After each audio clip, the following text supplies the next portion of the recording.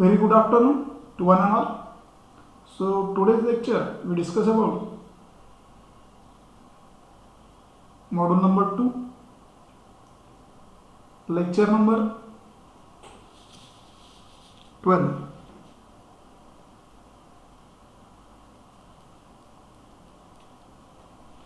Lecture number 12. In this lecture we going to the single sideband system.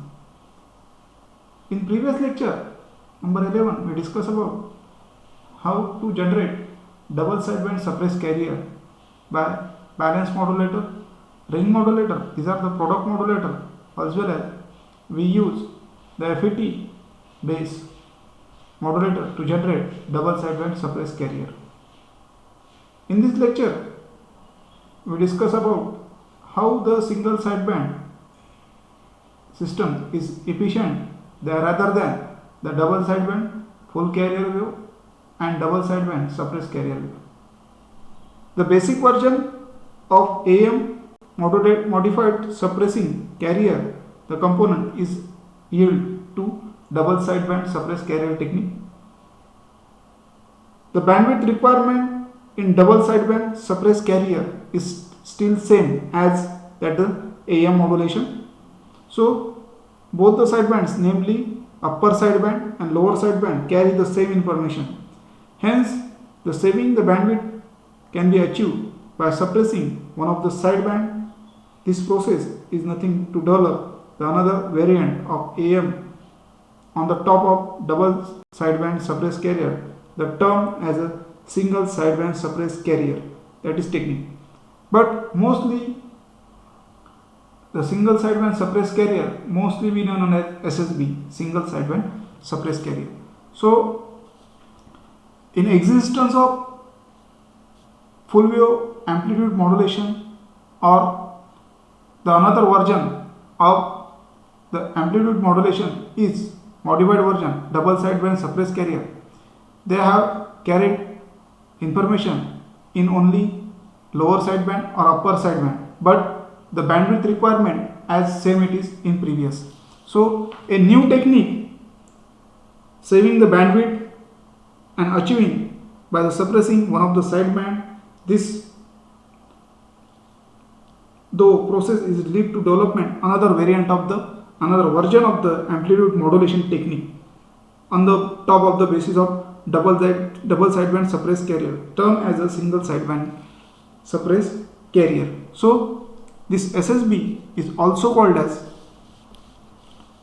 we can call a single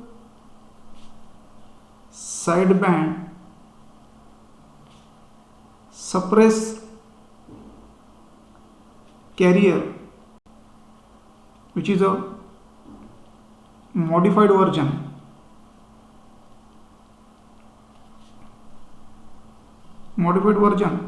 of the double sideband suppressed carrier. So this is called as a single sideband suppressed carrier, which is another name of SSB. Commonly the system is known as single sideband. The main objective of this system to saving the bandwidth, because when we transmit the information in LSB or USB, they are identically are equal information, or they can carry the same information in both sidebands, means in terms of upper sideband and lower sideband. To saving the bandwidth in terms of we new method, new version commercialized, that is nothing but a single sideband suppressor carrier, and it is mostly commonly known as SSB. So SSB is very helpful as compared to the old versions of amplitude modulation like DSB FC and DSB SC. So the SSB needs the bandwidth requirement for the SSB in terms of bandwidth is equal to SSB is FM, so which is equivalent to the modulating frequency. So bandwidth requirement Bandwidth requirement is only as is equivalent to the frequency of the modulating signal. So this is called as the equation number 1, where FC is FM is the maximum modulating frequency. FM is the maximum modulating frequency. Now we write the equation for the double sideband suppressed carrier instead of instantaneous voltage. So instantaneous voltage double sideband suppressed carrier is equal to, in terms of modulation index and carrier voltage, m into Vc divided by 2 cos omega c minus omega m into t minus m into Vc divided by 2 cos omega c plus omega m of t. So this is the equation number 2. If the LSB is to be selected to transmission in case of SSB, if we select LSB is select for transmission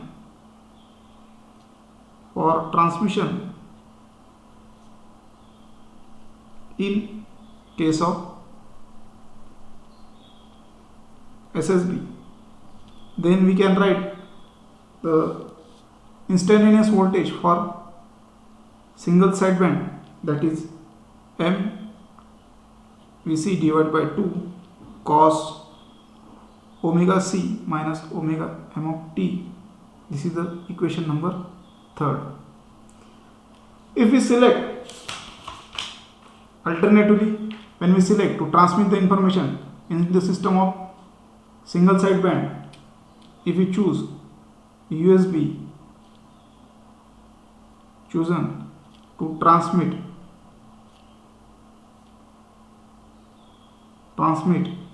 the information, then we can write the instantaneous voltage for a single sideband suppressed carrier minus m Vc divided by 2 cos omega c into omega t, where m is the modulation index, Vc is the instantaneous voltage of the carrier, omega c is the carrier frequency of the carrier, and omega m is the modulating frequency. So compare AM and double sideband suppressed carrier. SSB significantly save the power. So what are the advantages? Save the power, since carrier is one side, and the suppressed save the bandwidth, since only one side band is chosen for the transmission. The next question, use only SSB? The answer is same, the case of existence in AM. So after development of double sideband suppressed carrier technique, the SSB technique further complicates the receiver structure and recover the message. So these are some drawbacks of your SSB system. Now, how to generate the SSB? So generation of the SSB can be considered. Then how can generate the SSB? So there is a DSB SC modulation, then applied modulating signal having instantaneous voltage Vm, then carrier signal applied to the modulator having instantaneous voltage Vc. We generate the output of the DSB modulator is double sideband suppressed carrier, which is given to the band pass filter,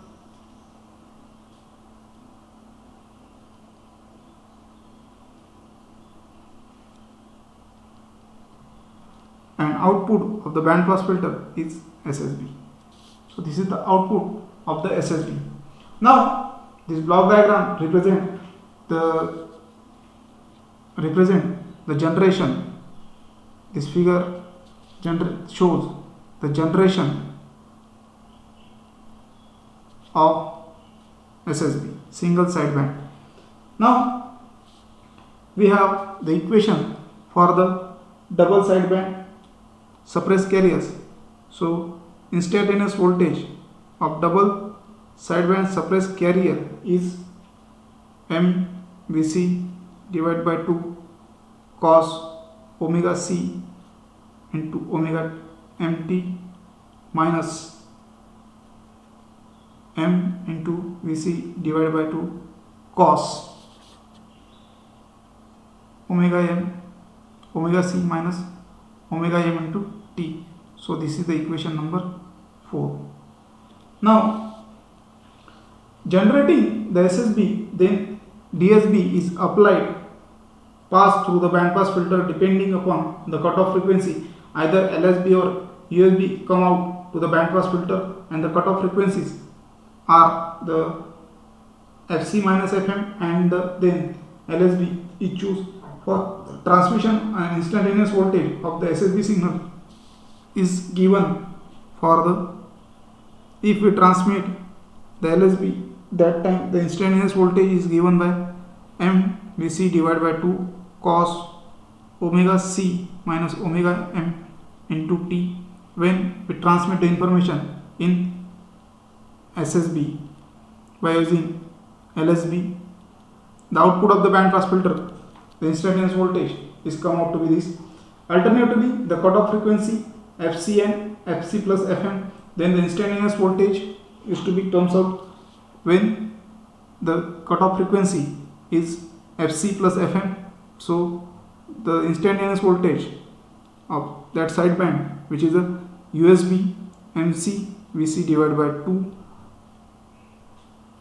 minus m divided by Vc2 cos omega c plus omega m into t. So this is the equation number 5. So alternatively, this cutoff frequencies, it has been shown that the equation wave contains one term, that is either will be LSB or USB. The bandwidth requirement for the SSB, which will be already discussed. So bandwidth requirement, so bandwidth requirement SSB, so bandwidth of the SSB is equal to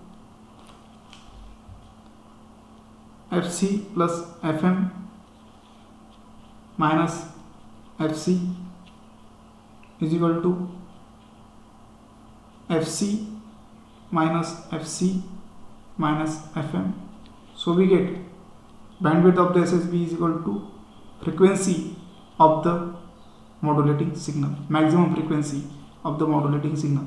So from this equation we can conclude that the maximum bandwidth of the single sideband suppressed carrier or single sideband is equal to the maximum frequency of the modulating signal. So this is the equation number 6. Now therefore the frequency spectrum, which will be shown either in terms of LSB or USB, so we can draw the frequency spectrum will be asked in exam. So FC minus FM, then FC plus FM. So this is SSB, which contains one sideband. Another frequency spectrum which is possible, FC minus FM. SSB is equal to LSB, center frequency consists of carrier, and FC plus FM. So this is the spectrum. This figure explains the spectrum which is related for SSB. This is a frequency domain representation. This is a frequency domain representation. We also saw the time domain representation of the SSB. The time domain representation of SSB system. So time domain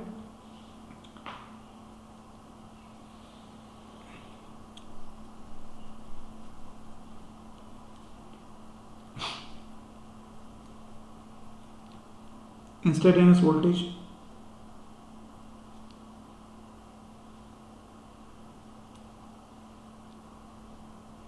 then carrier wave having instantaneous voltage Vc.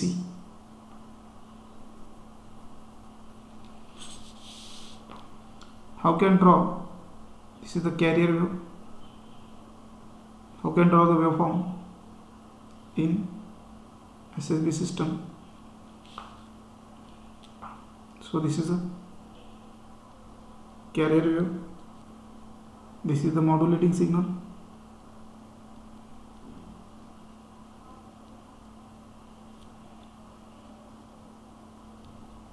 Then output of the SSB system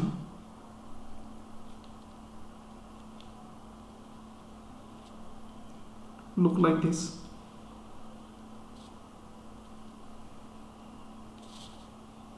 So this is for the upper sideband.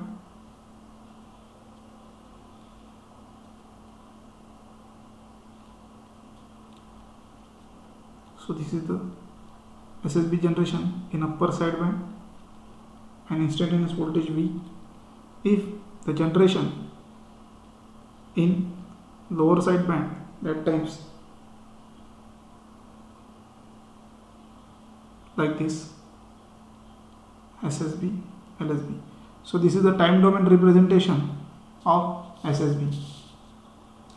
Now power relation which is to be derived. Then power relation in the SSB wave. So power relation of the SSB wave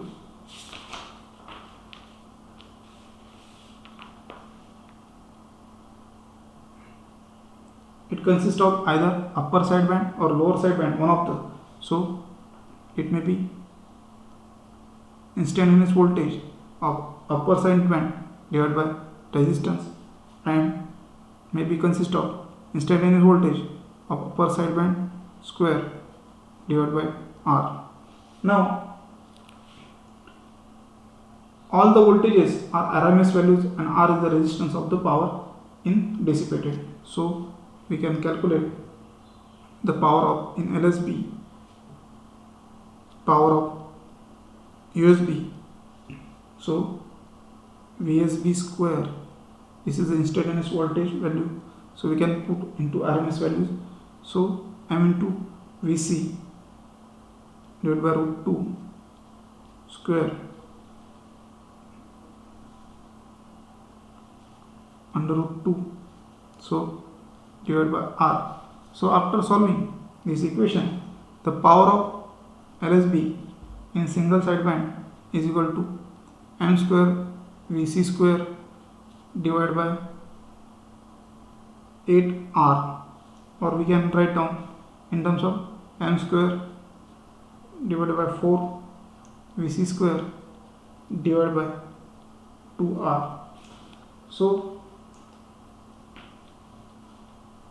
power in single sideband suppressed carrier, after putting this equation, so we get the M square divided by 4 Vc square divided by 2R. So power in SSB with relation carrier power is equal to M square divided by 4. So this equation 7 gives the power relation between the carrier power of the and single sideband carrier. So this equation total power in SSB modulated is unmodulated carrier. Interesting, note that the maximum power of the SSB is 1/4 of the carrier power if the modulation index is 1. So only 20% power is unmodulated carrier is utilized for the transmission of the sideband. So what are the advantages? So what are the advantages of SSB system. First advantage is transmit power efficiency. If you observe the from old version of the amplitude modulation in terms of DSB-FC, DSB-SC, for DSB-FC we require 100% power. In double sideband suppressed carrier we require 50% power, and in terms of SSB we require only 20%, 25% power as compared to the carrier power to transmit the information. So transmit power efficiency,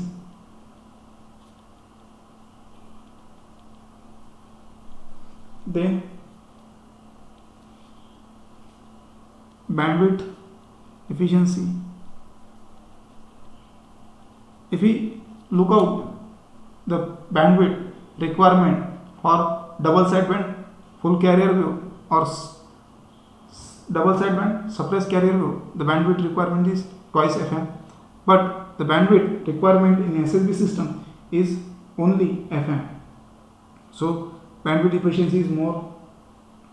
Then improvement in signal to noise ratio. Improvement in signal to noise ratio. Then 4 also reduction in noise.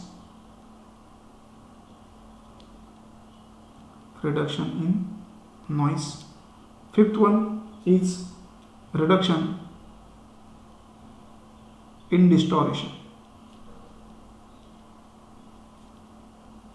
So whenever we see what are the advantages: transmit power efficiency, bandwidth efficiency, improvement in SNR, reduction in noise, reduction in distortion.